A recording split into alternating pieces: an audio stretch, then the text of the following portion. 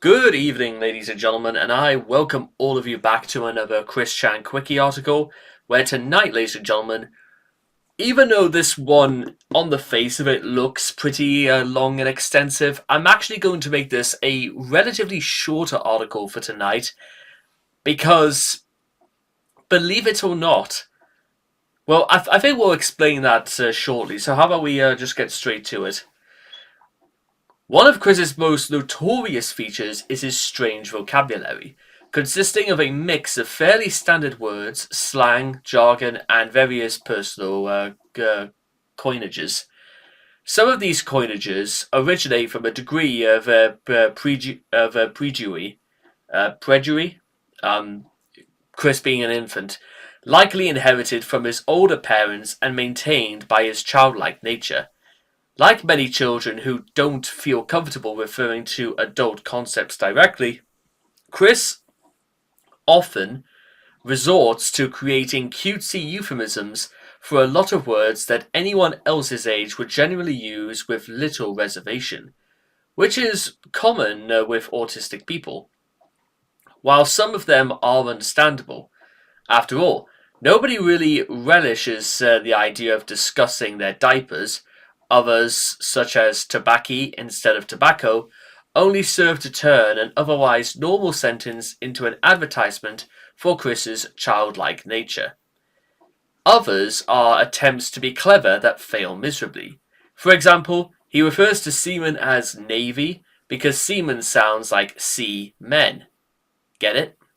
Still, others come from Chris's love of manipulating words, especially backward spellings, portmanteau blends of verbing nouns, or liberal use of suffixes like ish or combined with his idiosyncratic speech patterns that are common among autistics. Likely since standard use of the language may seem inefficient to explain their thought processes, and you get his so-called Quickisms. Quickisms may be combinations or butchered versions of words or phrases that already exist, entirely new words, commonplace words that he uses repeatedly in a peculiar or obsessive way, or entirely new phrases that Chris often has to explain because nobody knows what on earth he's talking about. Primary categories of Quickisms. Nearly all Quickisms belong to one of the four following classes. Quick neologism, a new word or phrase unknown until created by Chris. For example, love hogs, a portmanteau of love and hedgehogs. Quick homonym, an existing word or phrase to which Chris has given a different meaning. These may be euphemisms designed to avoid naming, to Chris, offensive things, or else due to Chris confusing an elevated word's meaning. For example, duck for Chris's penis, telekinesis used erroneously in place of telepathy. 3. Quick archanism, an obscure word or phrase, known in English but seldom used by contemporary Virginians, which Chris has learned somewhere and has become characteristic for Chris's way of speaking/writing. For example, uncouth, a word now rarely used outside the context of formal etiquette, which Chris used to tell people how much of a jerk he perceived their being to him. And 4. Quick misspelling. Only the most notable of Chris's misspellings, including deliberate rearrangements, those are characteristic for Chris's way of writing. For example, genius, what he deems himself to be, permit for Donald Trump, 45th and 47th President of the United States, and with Chris's sporadic, inconsistent use of the British spellings, while otherwise using American English, can also be considered under this category. Well, okay, so a few things before we actually I let loose. First of all, standard English is 10 times more consistent than American English. I mean, through is spelled Through, not Thru. You are not going to convince me in any other world that that is not the way to do it. Now, as opposed to actually talking about all of the Quickisms, I'm actually going to do things a little bit differently for this one. Because believe it or not, ladies and gentlemen, I actually admire Chris for this. This is one of those things where I am actually going to go against the grain and just straight up say, you know what? I actually find it quite admirable the fact of Chris's bizarre take on the English language, and I'm going to explain to you why it is for the next 5 or so minutes. So, if you are not interested in somebody who has a bit of an interest for words, you may want to skip this. But let me put it to you like this: in 2025, the Oxford English Dictionary added 9,000 new words to its dictionary. 9,000 new words. Words that I'm more than certain that to you or me, we will probably maybe never use in our lifetimes. For example, the word skibbity has been recently added to the English dictionary. Now, now listen, I only vaguely know what skibbity actually means. I think it's meant to be almost something apropos of duck speak, where used as an insult, and it could also be used to praise something that's neither. You could describe something bad as being skibbity, and you could describe something good as being skibbity. At least I think that's how it is. In reality, I probably won't really use the word skibbity unless there is a very specific, maybe there's a bit of a context for it, but I always associated the word skibbity as people mispronunciating the phrase skadoo, which is an old English word for shadow. The context from this is that it was a collectible item found in the 2024 Elden Ring DLC, The Shadow of the Erd Tree. That's, to my knowledge, where stuff like that comes from, but I do appreciate the fact that in order for this word to have come about in the first place, it was as a result of the revival of an old English word like skidoo. Now, strangely enough, that's actually a pretty good explanation, and, well, it just bear repeating, because who in their right mind would actually use a word like skidoo? In reality, what's the likelihood of maybe you or me using a word like that?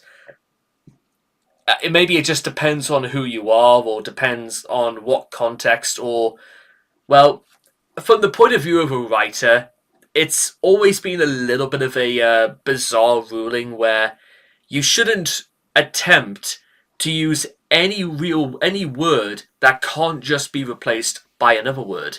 And but it's one of those rules that, to be honest, from the point of view of an artist, which, to be fair to Chris, he does consider himself an artist, mostly because he draws and he, in part, writes his stories. He is the one putting it together. The world he creates is the world he is, and the world that he puts together. And when I think you're putting together a world, you should be able to know every single aspect of it.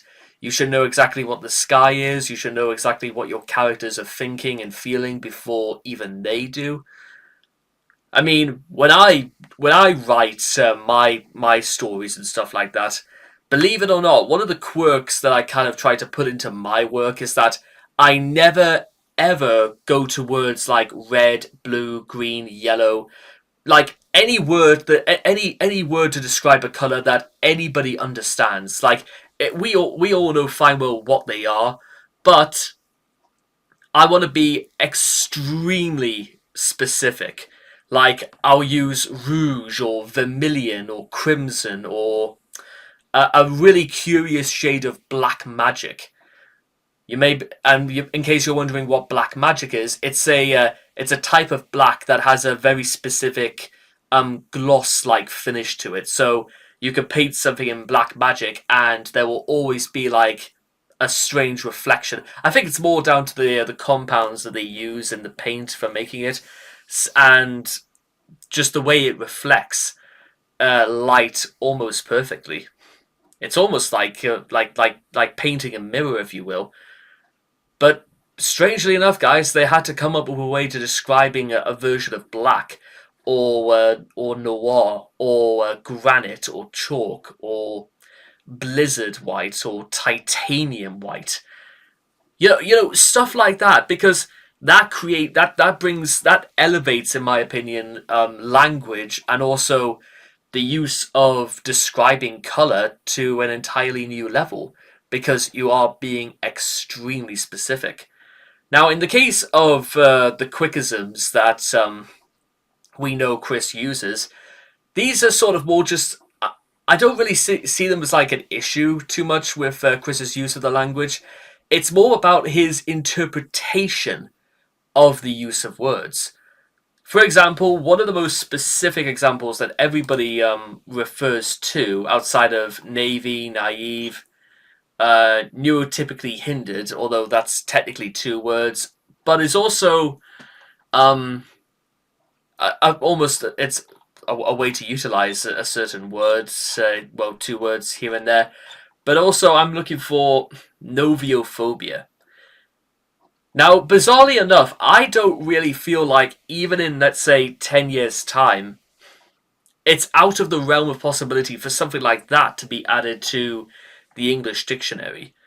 Now, to be honest, it may not be the case at all, but I do appreciate the fact that it sounds almost convincing enough that actually there would be such a condition where you would almost develop a fear, or more of a hatred, if you will, to those who are in a relationship.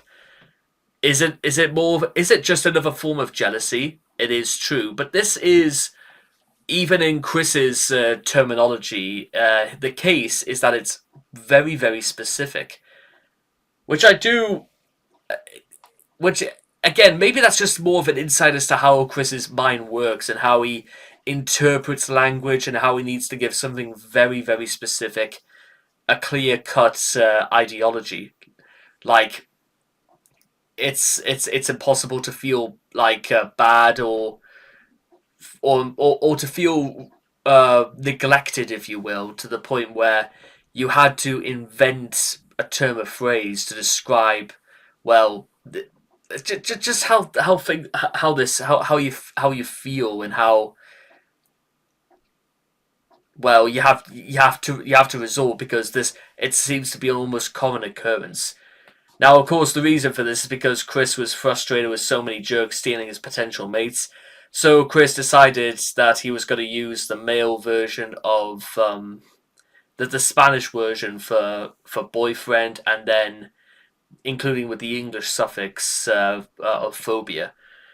Now, again, because I don't even think it's that lazy, or even that much of a stretch to try and do something like that. At the very least, it sounds like something that would be a bit more realistic. I mean, think of when the word pyrophobia was first invented, or first circulated into the English manner of speaking.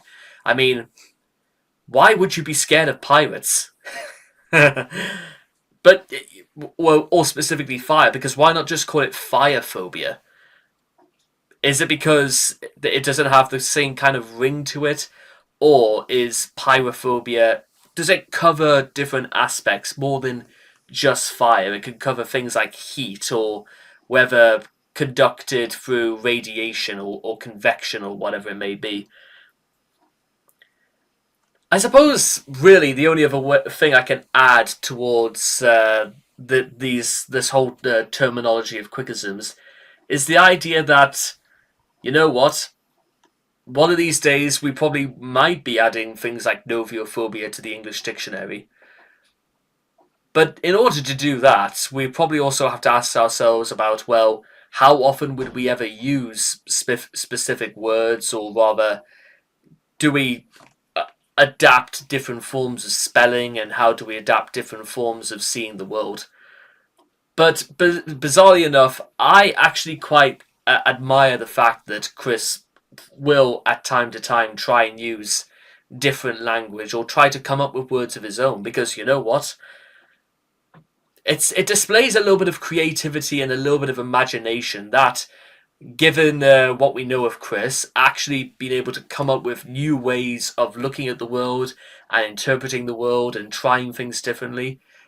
you know what? Fair play to him. It's actually quite a good idea.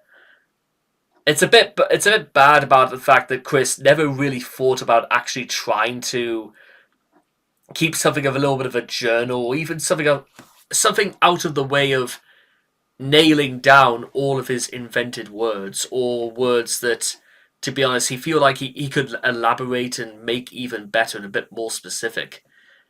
Now, even as far as a wordsmith goes, it's not out of the realm of question that probably some of these maybe leave a lot to be desired. Noviophobia, for example, I don't know, maybe there's too many O's in it or something like that. I really don't know what the criteria would be. However, words come and go, words fade in and out of popularity all the time, and there are words that stick around but do change their meanings and do change the way that we look and the way we use them in our day to day lives. It might even be true that maybe I'll invent about five other words and then add them to the dictionary. Mind you, I say all of this, but remember, Chris is not William Shakespeare. That's who invented at least 35 words and added them to the dictionary. It's hard to know exactly what he invented, but, well, looking them up, I suppose. But how often do you think we would use the words that Shakespeare would have used, give or take? Still, I suppose the whole point of this article is that it's just a fun little excursion that, despite the quickie giving ideas to the contrary, it would be a fun little exploration and a fun idea, especially for those who do see a bit of an intrinsic value in the invention and the restoration and even the consideration to the future and the adaptation of words. And with all that being said, I will see all of you guys again next time. So, yeah, a little bit of a different way to attack this sort of article, but then again, I use things like mercurial, moxie, and stuff like that. Actually, a little bit more regular, just as a way of like spicing things up. And well, nobody ever thought to do a wiki article on me yet, so there you go. But with all that being said and done, I'll see all of you guys again next time. Thank you.